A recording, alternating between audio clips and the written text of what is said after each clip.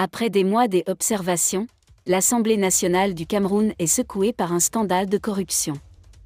Le 28 septembre 2023, une commission ad hoc chargée d'évaluer la santé de l'administration et des finances du Congrès a envoyé une lettre troublante au directeur financier de l'agence.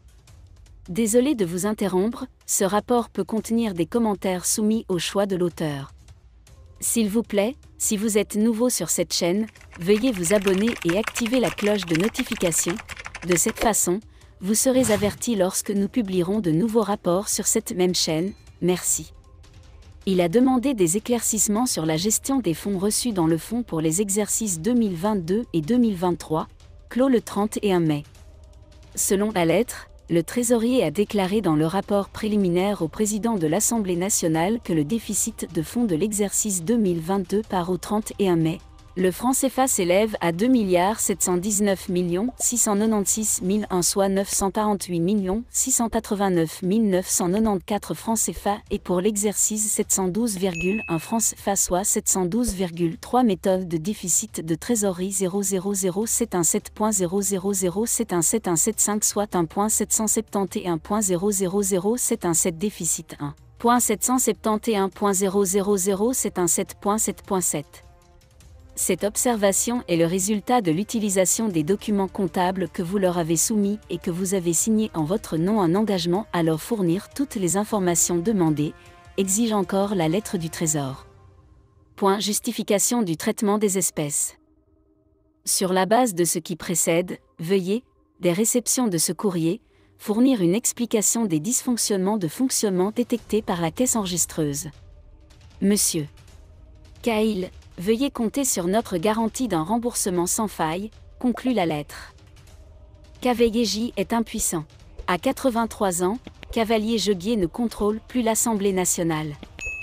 Le proche collaborateur de Paul Biya était très faible et n'avait pas seulement perdu la capacité de bouger. L'intelligence du PAN est susceptible d'être affectée par l'âge. Créer une commission chargée de vérifier le caractère législatif et projet de loi soumis à la signature du président de l'Assemblée nationale.